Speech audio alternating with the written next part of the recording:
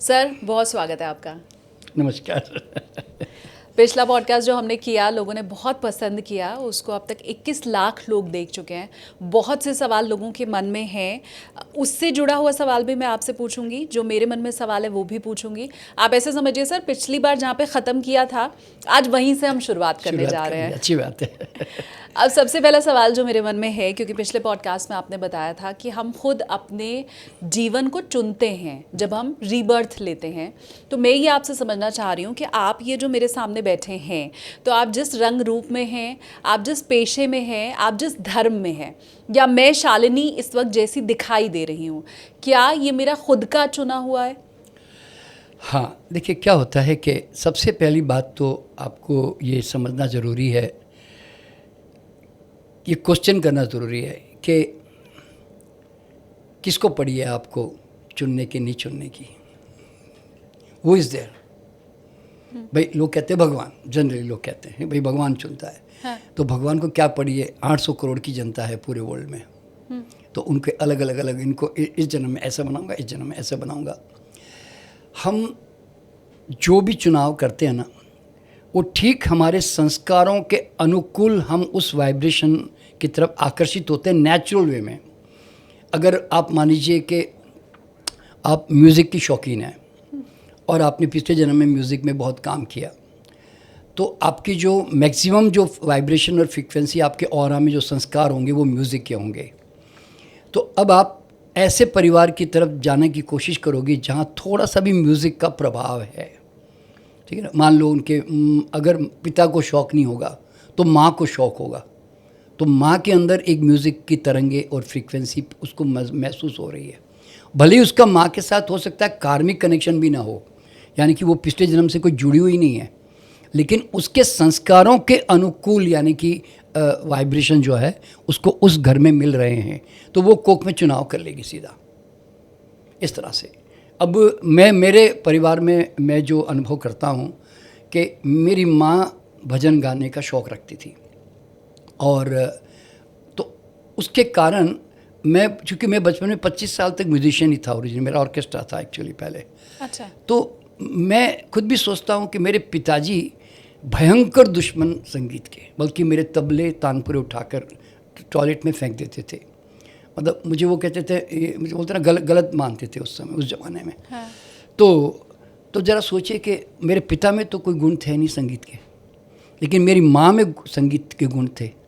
तो मैंने जन्म लिया, मेरी म्यूज़िकल जो इंटरेस्ट थी वो मैंने उनके कोख में आकर मैंने पूरी की। तो इस तरह से क्या होता है कि हम एक पर्टिकुलर समझ लो कि एक फ्रीक्वेंसी के एक खजाने हैं, और exactly liking disliking attraction distraction जो भी होता है वो हमारी फ्रीक्वेंसी के अनुसार होता है, हम वहाँ अपने आप पहुँच जाते हैं, यूँ समझ लें। तो कोई डिसीजन मेकर नहीं है, मतलब जो होता है ना, कभी कोई भगवान डिसाइड कर रहे हैं, कोई और कोई चीज़ डिसाइड कर रही है। हाँ। ऐसा नहीं है। It's law is working everywhere. Universe के लॉ जो है ना वो अपने आप काम कर रहे हैं आपके पीछे, यूँ समझ लो। अच्छा, अब चेहरा और शरीर जो हमें मिलता है वो हम जब गर्भ में आते हैं तो हमारे जीन्स जो होते हैं वो उस पेरेंटल जीन्स से ही हमें जीन्स मिलेंगे, क्योंकि हमने गर्भ चुना है, हमने एक ज़मीन चुनी है, उस ज़मीन के जो फ़ायदे नुकसान हैं हमको मिलने हैं, यूँ समझ लें। तो इस तरह से वी सेलेक्ट द कोक जो है ना, हम चुनाव करते हैं और वो करके आते हैं, तो उसके जो लाभ हानि है वो हमें उठानी पड़ती है, समझ लो, और उसके अनुसार हमें चेहरा मिलता है। अब मैं जिस परिवार में पैदा हुआ तो मुझे उसका जैसा चेहरा, उसकी गोरा काला लंबा चौड़ा जो भी मैं बनता हूँ वो उसके कारण बनता हूँ, मैं यूँ समझ लें। बाकी देखिए क्या होता है, एक सॉफ्टवेयर जो है ना मैंने निकाल के मैंने दूसरे कंप्यूटर में फिट कर दिया, यूँ समझ लो बस। अच्छा। हाँ, सॉफ्टवेयर मेरा ऑलरेडी मैं लेके आया हूँ। हाँ। आपने कहा ये वाला सॉफ्ट इसमें इस कंप्यूटर में डालो जी, ये कंप्यूटर तो ख़राब हो गया आजकल, अब इस पर डाल दो जी। तो ये समझो कि आई ब्रिंग सॉफ्टवेयर ओनली, और हार्डवेयर कोई भी हो सकता है। ये इस तरह की कहानी है, समझ लो। लेकिन मेरे जीवन के जो दुख सुख हैं, अगर मैं बहुत दुखी हूँ, हाँ। मेरा कोई व्यूअर इस समय आपको देख रहा है, हाँ। वो बहुत प्रताड़ित महसूस कर रहा है, उसको नौकरी में खुशी नहीं मिल रही, घर पे खुशी नहीं मिल रही, तो ये जीवन में जो दुख हैं और जीवन के जो सुख हैं वो भी क्या पिछले जन्म से आ रहे हैं? हाँ, देखिए क्या होता है कि अल्टीमेटली बहुत सारे फैक्टर, देखो किसी भी जीवन में बहुत सारे फैक्टर काम करते हैं। हम किस समाज में, किस देश में, किस परिवार में हम पैदा होते हैं, उसके भी नियम काम करते हैं। देखिए, हम कभी भी एक बात ध्यान रखना, हम कभी अपने अकेले के कर्म नहीं भोगते। मैं अकेला हूँ, जंगल में चला जाऊँ, क्या कर्म फल भोगूंगा? कोई है ही नहीं, समाज भी नहीं है, परिवार भी नहीं, मान लो, ठीक है।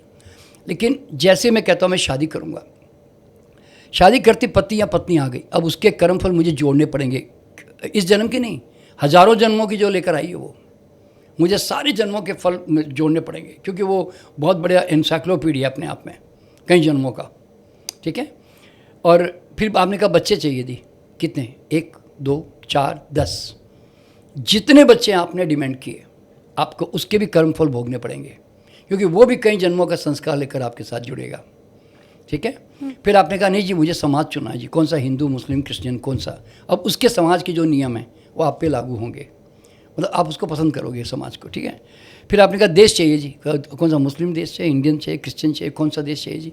अब उसके जो फ़ायदे नुकसान देश के होते हैं वो आपको भुगतने पड़ेंगे, मान लो ऐसे। तो होता क्या है, मतलब the more we make choices और वी चूज़, मतलब हम कोई भी चीज़ के साथ कनेक्ट होते हैं तो उसके भी फ़ायदे नुकसान हमारे साथ जुड़ेंगे ही। तो अब एक व्यक्ति जो आज मतलब पैसा नहीं कमा पा रहा है, या नौकरी नहीं मिल पा रही है, या उसको रिस्क लेने की आदत नहीं है, या वो बहुत ज़्यादा सिंसियर नहीं है, ऑनेस्ट नहीं है अपने काम में, मान लो। देखिए, आपने कभी नोट किया होगा, जैसे आपने भी कई स्टाफ आपने महसूस किए होंगे आपके जीवन में, कि कई स्टाफ विदाउट एनी कोई किसी प्रकार के समझ के वो ऑनेस्टी है, नेचुरली ऑनेस्ट है।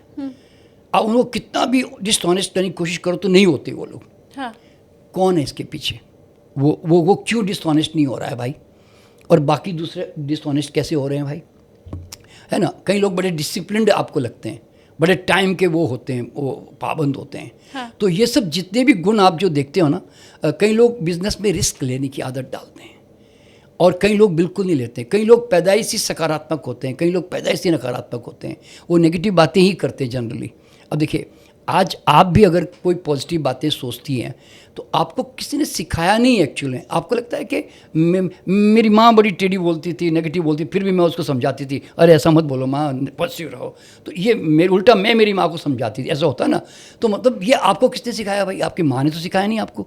तो होता क्या मालूम है, हम ऑलरेडी बहुत सारे ब्लूप्रिंट जो है ना अपने अंदर लेके आ चुके होते हैं। अगर इसको समझना है अच्छी तरह से, तो एक बच्चा जब पैदा होता है ना, तो उसके हाथों की रेखाएं बिल्कुल बनी बनाई उसके हाथ में दिखती है पूरी, है ना। हाँ। तो अगर उस बच्चे के कुछ महीनों के बाद, जब थोड़ा डेवलपमेंट हो जाए, 1-2 साल के बाद, अगर आप उसके फिंगरप्रिंट लें तो 10 फिंगरप्रिंट में, क्योंकि ये ब्रेन का जो फिंगरप्रिंट है ना, ये आपका ब्रेन एरिया का रिप्रेजेंटेशन है। इसके अंदर एक्यूप्रेशर के पॉइंट में भी यहाँ पे दबाया जाता है। जब एक्यूप्रेशर में ना, या ब्रेन का पॉइंट है ये। हाँ। इसको मसाज करते हैं तो ब्रेन को फ़ायदा पहुँचता है, ये समझ लें। वो एक्यूप्रेशर एक्यूपंक्चर में होता है। तो ये हमारे ब्रेन के पॉइंट्स है। तो इसमें क्या होता है कि आप इस फिंगरप्रिंट का अगर आप अध्ययन करें, आज तो साइंटिफिक अध्ययन है इसका, तो आप एग्जैक्टली क्या माइंडसेट, क्या आप ऑडिटरी है, विजनरी है, काइनेस्थेटिक है, आपका जो भी नेचर होगा ना, आप एडमिनिस्ट्रेटिव ज़्यादा है कि आप आर्टिस्टिक नेचर की है, हर चीज़ आपकी इस ब्लूप्रिंट में 100% आ जाएगी उसके अंदर, पूरी एग्जैक्टली व्हाट यू आर। तो इसका मतलब क्या हुआ, किसने बनाया भाई ये? अच्छा, हाथ की रेखाएं अगर अब देखा जाए, मैं भी थोड़ा पामिस्ट्री का शौक रखता हूँ, तो हाथों में रेखाएं बनी हुई है। तो भाई किसी के शार्प ब्रेन बताती है, कोई इमेजिनेटिव ब्रेन बता रहा है, किसी के माउंट्स में गुरु पर्वत अच्छा है तो वो लीडर टाइप बनेगा, क्योंकि वो ऑलरेडी लेके आ चुका है वो क्वालिटी। तो अब ये फिंगर इस नेल्स अलग अलग तरह के होते हैं, आर्टिस्टिक नेल्स होते हैं, डिसिप्लिन्ड एकदम परफेक्शनिस्ट टाइप के नेल की क्वालिटी होती है। तो ये जो पामिस्ट्री में भी हम क्या देखते हैं कि he is already born with his inborn qualities. तो आप तो ज़बरदस्ती ऐसा सोचते हो कि इसको कोई बाहर से आके बनाएगा, कभी नहीं। बाहर के इन्फ्लुएंसेस थोड़ी देर के लिए होते हैं, लेकिन आप खिलोगे अल्टीमेटली अपने ही स्वरूप में, जिसके लिए आप डिज़ाइंड हो। जो आप ऑलरेडी लेके आ चुके हो, समझे ना। हाँ। तो पामिस्ट्री और फिंगरप्रिंट्स, ये दो साइंस बहुत ही परफेक्ट साइंस है। क्यों? हर एक के हाथों की रेखाएं अलग अलग है, हर एक के ब्लूप्रिंट भी अलग अलग है, ये सारे फिंगरप्रिंट भी, ठीक है ना। तो इस तरह से आप समझ सकती हो कि वो कई जन्मों से वो जो ऑलरेडी अर्न करता हुआ आ रहा है ना, वो एग्जैक्टली क्या अर्न करके आया वो और कोई बताए ना बताएं, आपके फिंगरप्रिंट्स और आपके हाथों की रेखाएं बता सकती है। और इवन आपका चेहरा भी बता रहा हूँ मैं। मतलब जैसे आपने देखा होगा, अगर उसने पहले बहुत किसी फील्ड में बहुत काम किया है, ज्ञान अर्जित किया है मान लो, तो आप देखना कि जब वो पैदा होगा ना, तो उसका ब्रेन, उसका ये जो आप देखते हैं ना, ये जो फॉरहेड बोलते हैं, हाँ। ये थोड़ा चौड़ा होगा, बड़ा होगा उसका। आप फ्रंट जो होता है ना, हाँ। वो हमेशा थोड़ा बड़ा होता है उसका, फोरहेड बड़ा होता है। फॉरहेड बड़ा होता है उसका। कईयों की नाक आपने देखी होगी, जो बड़े बड़े दुनिया के जो बड़े बड़े लीडर्स और बड़े बड़े सक्सेसफुल लोग रहे ना, जो हायर लेवल पे रिच या बड़े फिलोसोफर हुए हैं, आप देखना उनकी नाक जो है ना थोड़ी चौड़ी होती है, थोड़ी बड़ी सी होती है ऐसे। कान उनके बड़े बड़े होते हैं कई लोगों के ऐसे। तो ये जो हम ऑलरेडी जो स्ट्रक्चर भी लेकर पैदा होते हैं ना, तो ये भी अपने आप में कोई भी जैसे बोलता है ना, देख के बता सकता है कि यार ये तो कोई बहुत बड़ा आदमी बनेगा, ऐसा बोलते हैं ना, इस तरह से। तो ये स्वाभाविक है बिल्कुल भी। क्यों? देखिए ये क्यों बनता मालूम है? क्योंकि मेरा सॉफ्टवेयर ऐसा है, इसलिए मुझे ऐसी बॉडी में मुझे शेप में आना पड़ा। अभी देखिए एग्जांपल देता हूँ मैं। आज मैं जो मैं बातें आप सब लोगों को बताता हूँ ना, वो कुछ प्रेजेंट लाइफ का तो अनुभव तो है ही है, क्योंकि काम किया है मैंने। लेकिन जब मैं कई बार जवाब देता हूँ और क्वेश्चन करते हो ना, तो मुझे खुद को नहीं मालूम कि how I answer this question. You know why? Because मेरे अंदर कई जन्मों की जो अर्निंग्स है मेरी ज्ञान की, वो मेरे अंदर ऑलरेडी है, मेरे ब्लूप्रिंट में है, मेरे अंदर कहीं अनकॉन्शियस माइंड में है। वो आप क्वेश्चन करते हैं ना, वो सडनली क्लिक करके उस वहाँ से उठा लेती है फाइल को, समझे ना, ऐसे होता है। तो इसीलिए what ever today I am not from today only, I am a byproduct of hundreds of my past lives and hundreds of my संस्कारा। ये समझ लें, मैं आज उसका बाय प्रोडक्ट हूँ। तो every person is just flowering in his own fragrance. So आप कह नहीं सकते कि वो ऐसा क्यों, गुलाब लाल क्यों, मोगरा सफ़ेद क्यों। You can't ask. क्योंकि आपने एक नहीं हज़ारों लोगों को आप उनकी पास्ट लाइफ में लेके जा चुके हैं। हमने जब पिछली बार बात की थी तब से अभी 1.25 साल बीत चुके हैं, तो आई एम श्योर ये नंबर्स भी थोड़े बढ़ गए होंगे। बहुत बढ़ गए, 47,000 हो गए अब तो। 47,000 लोगों को आप उनकी पास्ट लाइफ दिखा चुके हैं। हाँ सर ने पिछली बार मुझे वीडियोस भी दिखाए थे, क्योंकि सर आपको खुद आपकी पास्ट लाइफ में लेके जाते हैं। वो नहीं बताते आप पिछले जन्म में क्या थे, हम खुद अपने पिछले जन्म में जाते हैं और हम देखते हैं हम पिछले जन्म में क्या थे। तो अब तक 47,000 लोगों को आप पिछले जन्म में ले जा चुके हैं। इसलिए मुझे लगता है इस सवाल का सबसे बेहतर जवाब अगर कोई दे सकता है तो वो आप। अभी हाल ही में मैंने एक पॉडकास्ट किया जिसमें मुझे ये बताया गया कि हमारा जो स्पाउस होता है, चाहे पति या पत्नी, वो हमारा पिछले जन्म का दुश्मन होता है। ऐसी बहुत सी रील्स आपको यूट्यूब पे मिल भी जाएंगी जो ये क्लेम करती हैं कि हमारा जो भी जीवन साथी है वो पिछले जन्म का दुश्मन है। अब क्योंकि 47,000 लोगों के पिछले जन्म में उनका जीवन साथी कौन था ये तो आपको मालूम है, मैं ये मान के चलती हूँ। आपने खुद भी, सर ने पिछले पॉडकास्ट में हमें उनकी वाइफ के बारे में भी क्योंकि बताया है, तो मैं ये जानती हूँ कि उनकी वाइफ के साथ रिलेशनशिप उनके पहले जन्म में क्या थे। तो मुझे आप ये बताइए कि आज मेरा जो पति है या व्यूवर जो जानना चाहता है उनकी जो पत्नी है वो क्या वाकई उनके पिछले जन्म के दुश्मन है? नहीं, देखिए ये इसमें मैं कुछ बातें बताना चाहूँगा कि कई बार क्या होता है कि लोग है ना किताबें पढ़ लेते होंगे, कहीं और कोई दूसरे लोगों की इन्फॉर्मेशन जानकारी कहीं से प्राप्त कर ली होगी, मालूम होता ना। तो अधिकतर लोग जो इस फील्ड में काम करते हैं ना, वो स्वयं के अनुभव से ज़्यादा कई बार शास्त्र से या किताबों से जो पढ़ाया होता है ना, वो ज्ञान से उस आधार पर कंक्लूजन कर रहे होते हैं। हो सकता है वो इस तरह के लोग हों, ठीक है। जो अनुभव रियल में जाएगा ना, वो कभी भी इस तरह की बातें कभी नहीं करेगा। क्यों मालूम है? क्योंकि ये देखो, किसी ने किस भावना से बोला, क्या सोच के बोला, मुझे नहीं मालूम, मैं उनके विरोध में नहीं बोल रहा हूँ, पर ये मेरे अनुभव में ये बिल्कुल 100% गलत है। ये ऐसा बिल्कुल नहीं है। हाँ, दुश्मन हस्बैंड जो है दुश्मन होता है, ऐसा कभी नहीं होता। देखिए, पहली बात क्या मालूम है, यूनिवर्स को क्या मालूम कि पति पत्नी क्या होते हैं। Universe never recognise relationship. अच्छा, यूनिवर्स को क्या मालूम।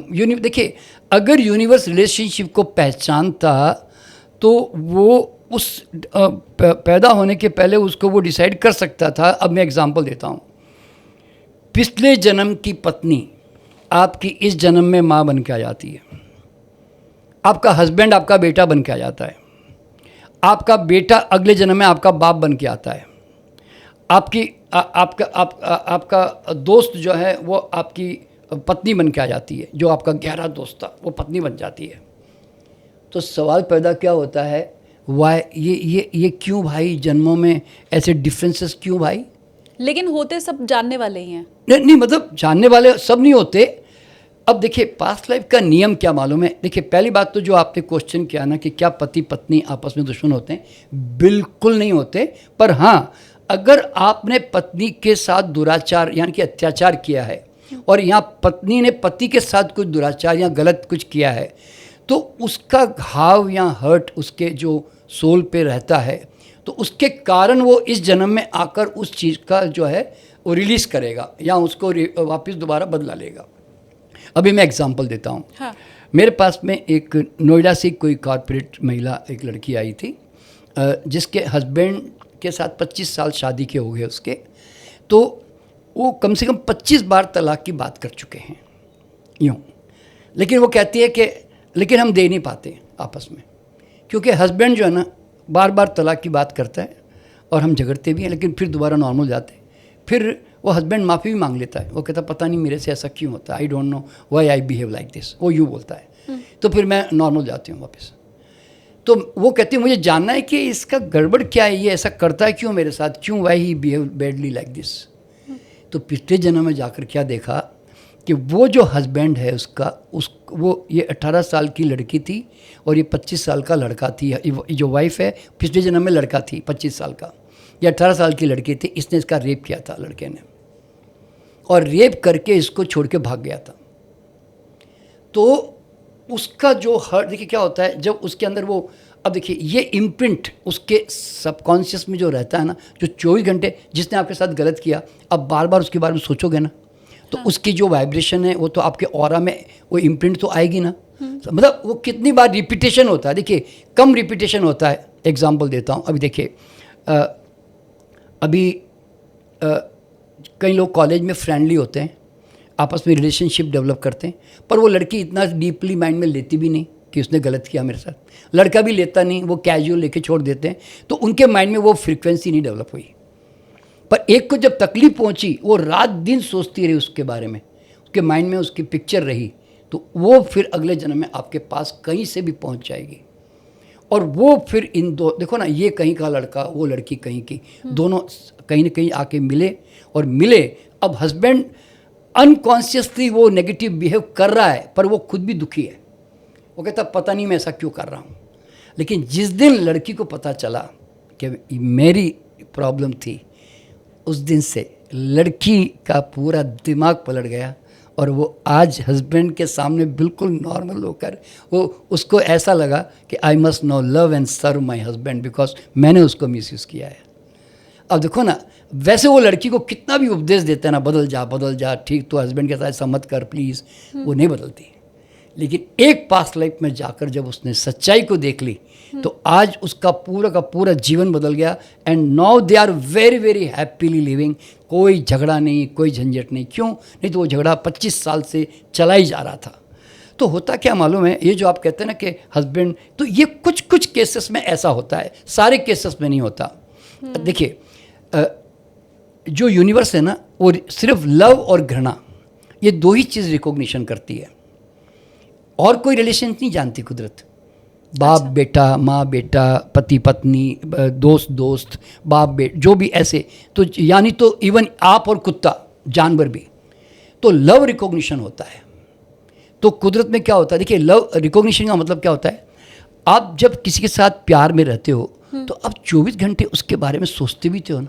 हाँ। तो उसके संस्कार बनते, मतलब सीधा हिसाब क्या है, मैं कितनी बार रिपीटेशन करता हूँ किसी के बारे में, तो एक रिपीटेशन एक फ्रीक्वेंसी, 1,00,000 बार रिपीटेशन क्या, तो 1,00,000 फ्रीक्वेंसी मान लो।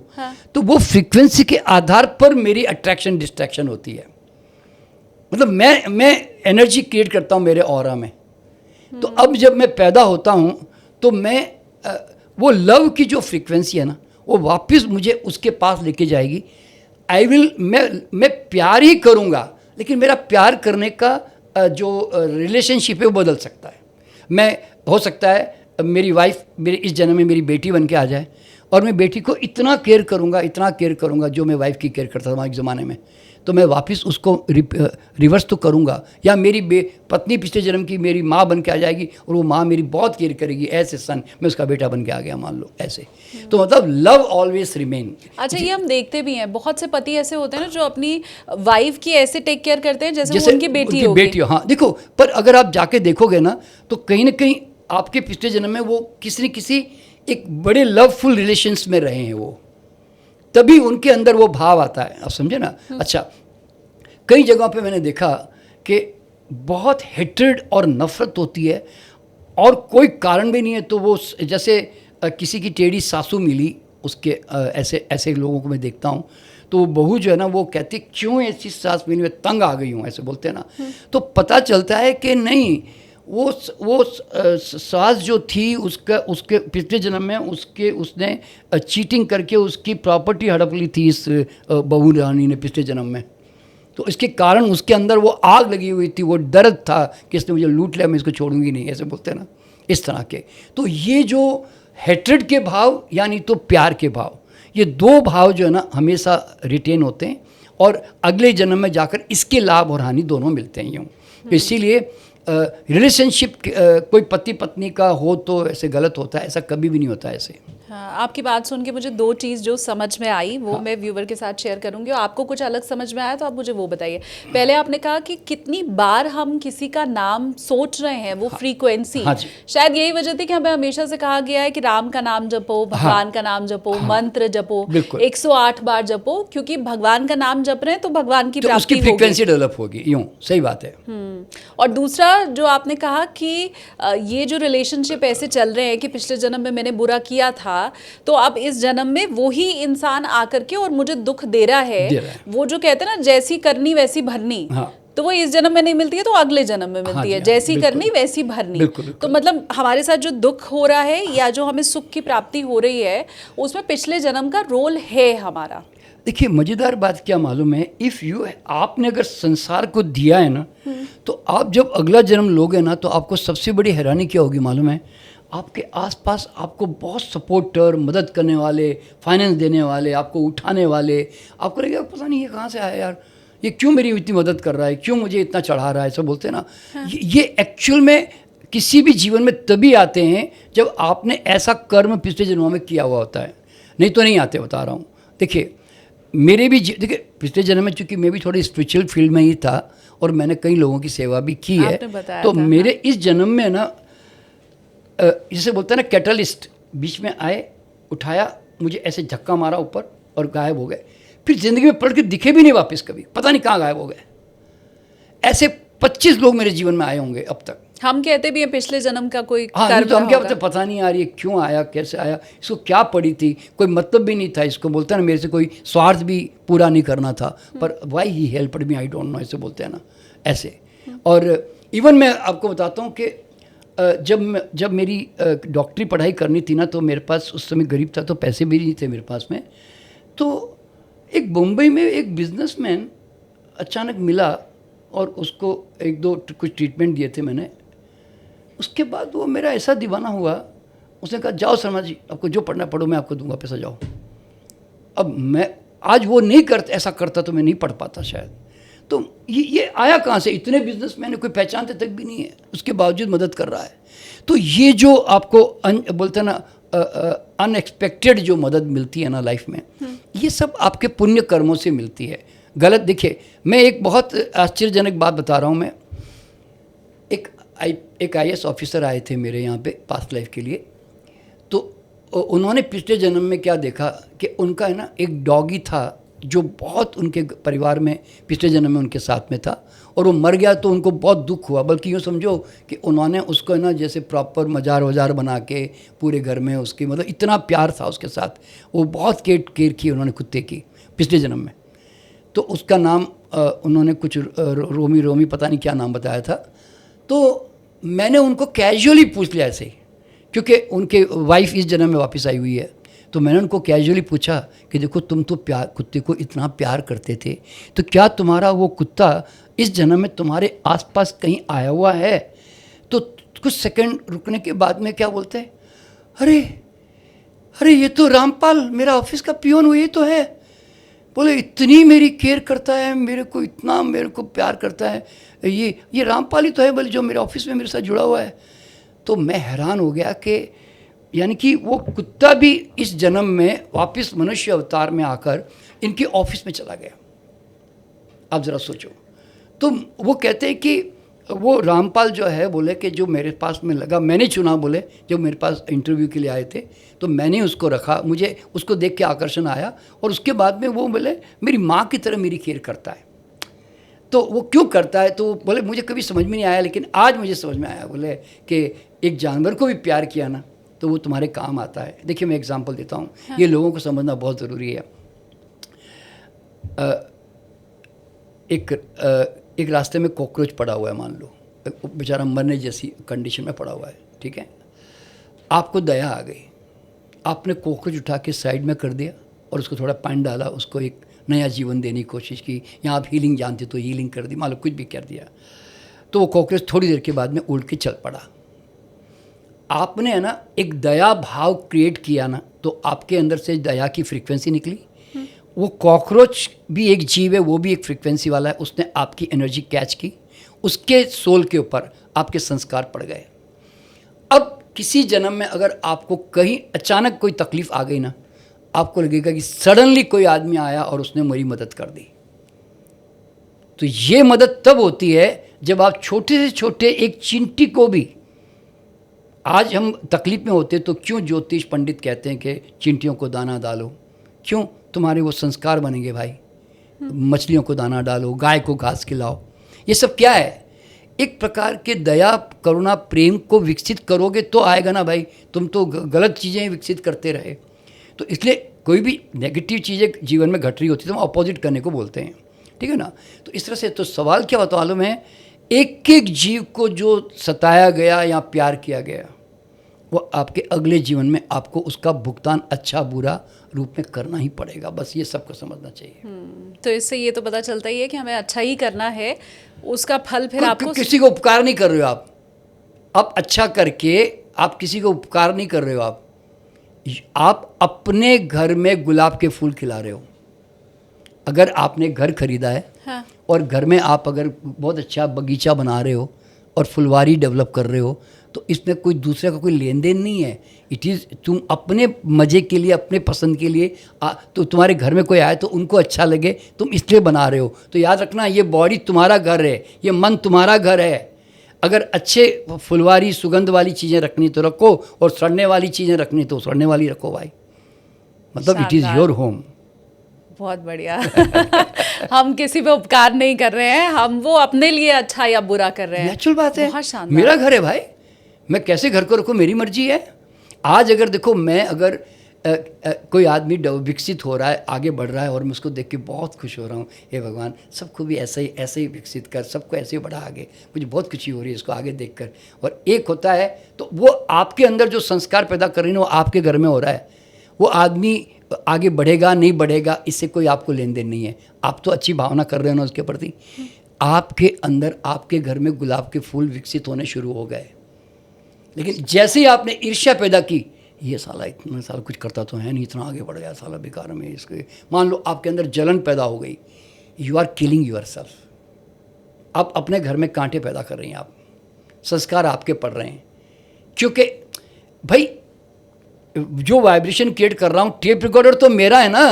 देखिए, ये लोग नहीं जानते कि जो लोग कहते हैं ना कि मरते वक्त चित्रगुप्त आपके सारे हिसाब किताब रखता है, तो लोगों को समझ में आना चाहिए कि चित्रगुप्त जो है ना, वो कोई आसमान में यमराज का बैठा हुआ अकाउंटेंट नहीं है।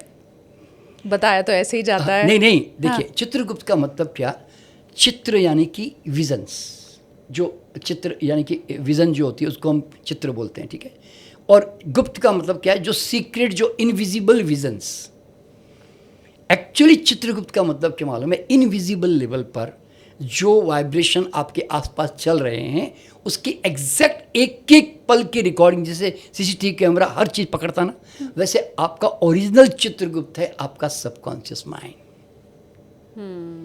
जो अंदर बैठा, लोग बोलते हैं ना भगवान देख रहा है बेटा, हाँ। भगवान नहीं देखता। भगवान तो सो गया नियम बना के, उसको कुछ पड़ी नहीं है। भगवान देखता तो युद्ध भी नहीं होने देता। भगवान नहीं देखता। हाँ। वो अंदर बैठा हुआ सबकॉन्शियस माइंड है ना, वो देखता है सब कुछ। अभी एग्जांपल, किसी आदमी के घर गए और आपने उसने तिजोरी खोली आपके सामने और बड़े रुपये नज़र आए, उसके पैसे, तो आपके मन में बाप रे कितना पैसा, साले के पास कितना पैसा रखा इसमें, आपने एक गलत भाव पैदा किया मान लो। तो आपने एक गलत भाव पैदा किया ना, आपने बाहर बताया नहीं उस आदमी को, लेकिन आपने खड़े खड़े अंदर सोच तो रहे थे ना। या एक स्त्री को देखा तो किसी व्यक्ति के अंदर गलत भाव आया, लेकिन अंदर उसने बोला नहीं उसको, ठीक है। तो या किसी औरत को देखा, उसने कुछ गलत ढंग के कपड़े पहने थे, या किसी आदमी ने, तो आपके अंदर एकदम एक अजीब सी इरिटेशन पैदा हो गई। तो अब आप जरा सोचो, आपने जैसे वो थॉट और भाव, इमोशन क्रिएट किया ना, पूरे सबकॉन्शियस में उसकी रिकॉर्डिंग हो गई। यानी कि आप एक एक मोमेंट किसके बारे में क्या सोचते हो, आप क्रिटिसाइज करते हो, आप निंदा करते हो, एक आदमी को लेके बार बार बुरा सोचते हो, कुछ भी करते हो, अच्छा सोचते हो मान लो, तो वो सबकॉन्शियस माइंड में इम्प्रिंट हो रहा होता है, ध्यान रखना। इसीलिए चित्रगुप्त के पास में एक एक आपके एक्शन, एक एक विचार, एक एक भाव की पूरी रिकॉर्डिंग है उसके पास। इसलिए मरते वक्त बोलते हैं ना, चित्रगुप्त के पास सारा हिसाब किताब होगा। हाँ। तो एक्चुअल में मरते वक्त आपके सामने है ना, वो पूरी जिंदगी कहानी एकदम खर्र करके निकल जाती है। मतलब सब अपने आप में चित्रगुप्त हैं और सबकी रिकॉर्डिंग हो रही है। और ये आपके घर का लगा हुआ जो सीसीटीवी कैमरा है, उसका तो सॉफ्टवेयर कभी फेल भी हो सकता है। आपसे आगे पुलिस बोले कि अरे 4 दिन पहले चोरी हुई, नहीं वो तो रिकॉर्डिंग हट चुकी है, लेकिन ये जो आपकी रिकॉर्डिंग हो रही है वो कभी फेल नहीं होने वाली है। इसके ऊपर आप ढक्कन भी नहीं लगा सकते। हाँ, ढक्कन भी नहीं लगा सकते। वो चोर आता है ना चोरी करने, तो सबसे पहले स्प्रे करके सीसीटीवी रोक देता है, ये नहीं रुकने वाला, वो लगातार रिकॉर्डिंग हो रही है। बिल्कुल। बहुत शानदार सर। हाँ। अब मैं पिछली बार आपने जो बताया था उसको और अभी जो आपने बताया उसको कनेक्ट करके एक सवाल पूछ रही हूँ। आपने कहा कि हम एक शख्स का बाहरी शरीर देख के भी बता सकते हैं कुछ हद तक कि पिछले जन्म में वो कैसा था, जैसे फोरहेड की बात आपने बताई। अब पिछले जो हमने पॉडकास्ट किया था उसमें आपने मुझे सोनिया गांधी का उदाहरण दिया था, राहुल गांधी का उदाहरण दिया था। आपने कहा था कि हम सोनिया गांधी को सोचते हैं अरे कहाँ से उठ करके आ गई और पॉलिटिशियन बन गई, पर एक्चुअली वो पिछले जन्म में भी पॉलिटिशियन थी। और आपने लूसी हेल का नाम लिया था। हाँ जी, लूसी हेल, हाँ जी, कि वो पिछले जन्म में थी। हाँ। अब मैं ये समझना चाहती हूँ कि तो क्या आज के जो पॉलिटिशियन है, जैसे नरेंद्र मोदी, लोग कहते हैं अरे चाय वाला प्रधानमंत्री बन गया, चाय वाला प्रधानमंत्री बन गया, तो पिछले जन्म में उनका भी काम कुछ ऐसा था कि इस जन्म में चाय वाला होने के बाद भी मैं भारत का प्रधानमंत्री बनूंगा, नरेंद्र मोदी प्रधानमंत्री होंगे, ऐसा रहा होगा? नहीं, देखिए क्या होता है, मैं बताऊं आपको कि हम किसी घर में जब पैदा होते हैं ना, किसी संस्कार के अनुसार वो घर चुनाव करते हैं, फिर बाद में समय आने पर हम लोग फ्लावरिंग करते हैं, यूँ समझ एक प्रकार से, ठीक है ना। अभी देखिए अंबानी के बारे में कहा जाता कि पेट्रोल पंप पे पेट्रोल भरते थे एक ज़माने में, तो अब ऐसा नहीं कि भाई ये तो पेट्रोल पंप वाला आदमी है यार, ऐसा थोड़ी बोलेंगे उसको। देखिए क्या होता है, अभी एग्जांपल देता हूँ, मेरा खुद का भी मैं एग्जांपल देखता हूँ कि मैं भी जिस परिवार से आया और मुझे अपने आप को सर्वाइव करना था, तो बॉम्बे में डॉक्टर होने के बावजूद भी मेरे पास कुछ जगह नहीं रहने की, ना कुछ क्लिनिक थी। तो मैं अब सर्वाइवल के लिए मैंने है ना सैंडविच भी बेचे वहाँ पे, मैंने मतलब हॉलीडे इन होटल में मैंने एज ए मसाजर की तरह भी काम किया, स्विमिंग पूल इंचार्ज की तरह भी काम किया, ऐसे कुछ काम किए। तो अब मेरे को आप ऐसे नहीं बोल सकते अरे ये तो मालिश वाला, अरे ये तो सैंडविच वाला, ये तो बेचने वाला। ऐसे देखो, तुम मोदी जी जो है ना, वो कुछ चाय बेचना उनका काम था नहीं, और न उन्होंने कोई ज़बरदस्ती पकड़ा। वो जैसे बोलता है ना, एक वो यात्रा में है ना, उनको सर्वाइवल या कुछ आगे बढ़ने के लिए वो स्टेप उठाना ज़रूरी था, बस उतना ही। तो हर व्यक्ति इस जीवन में है ना, जितने भी बड़े बड़े लोगों की कहानियाँ सुनोगे ना, चाहे अमिताभ बच्चन की, अमिताभ बच्चन भी रेडियो में जाके उन्होंने अनाउंसमेंट करते थे ना, तो ऐसा थोड़ी बोलेंगे ये तो अनाउंसर है यार, ऐसा थोड़ी बोलोगे। तो इस तरह से हर व्यक्ति के जीवन की कहानियाँ होती है जो थोड़े दिनों के लिए होती है, तो उसका वो खाली टेम्परेरी फेजेस होते हैं लाइफ के, हर एक के लाइफ में होते हैं। ओरिजिनल जो स्वभाव होता है ना, वो टाइमली जैसे जैसे सिचुएशन और सड़क पे जाते जाएंगे ना, तो वो सड़क के अंदर वो टर्न अपने आप आते जाएंगे। अब देखिए, मोदी जी जो आज ऐसे लोगों को लगता है कि आज इतने बड़े प्राइम मिनिस्टर दुनिया में, एक प्रकार से देखा जाए तो he is favourite of every politician, ठीक है ना। तो कारण क्या मालूम है उनके? देखिए, मैं तो वैसे कैजुअली कभी कभार मैं रिसर्च करता हूँ, वरना मैं कोई ज़बरदस्ती नहीं करता है रिसर्च। पर अभी तक कम से कम 25-30 लोगों को मैंने पूछा होगा मोदी जी के बारे में, तो सब ने क्या बताया मालूम है कि वो एक जन्म में तो वो मंदिर में कहीं खाली भक्ति भावी करते थे और ऐसे फ़कीर की तरह रहते थे, और बच्चे जो होते थे ना, जो गरीब बच्चे, उनको मतलब मदद करते थे, गरीब बच्चों को उनकी सेवा करना, उनके लिए उनको खाना देना, अपना खाना भी आ जाए तो उसको दे देना, ऐसे बोलते ना। तो उनकी वो नेचर थी उस समय पर।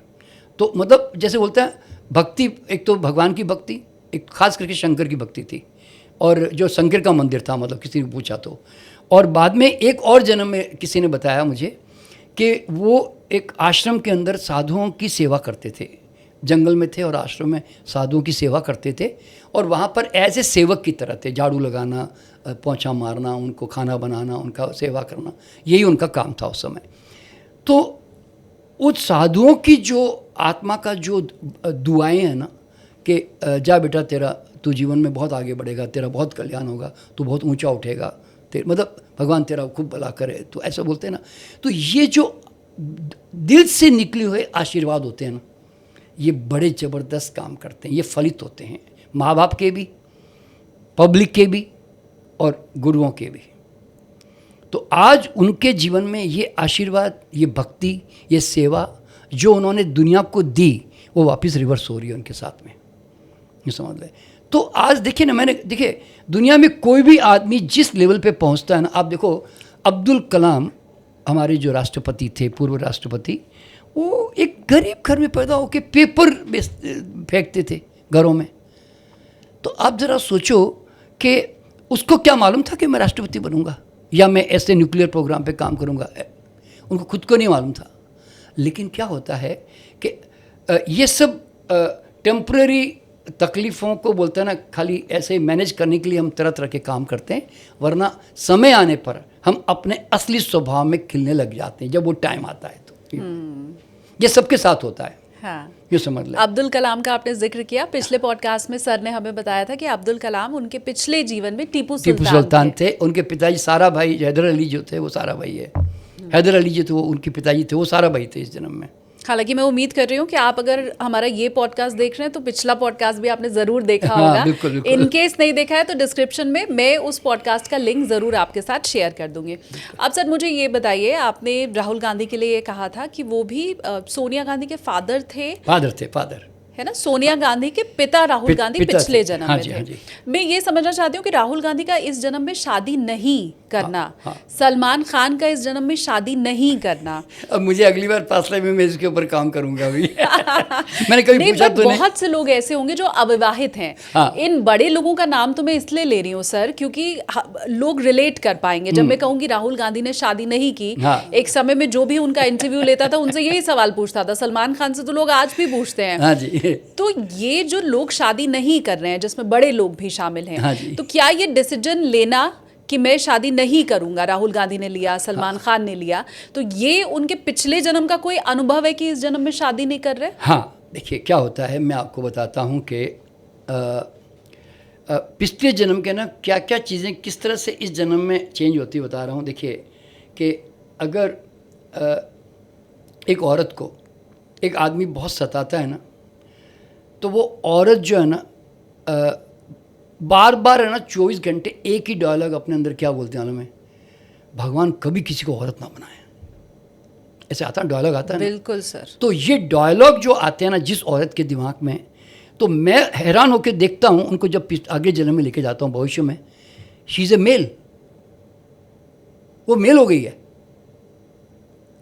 तो होता क्या है कि ये मेल क्यों बन गई? क्योंकि उसको मेल बनने की तीव्र इच्छा थी अंदर से, तो वो मेल, फिर वो मेल की तरफ चली गई, समझे ऐसे।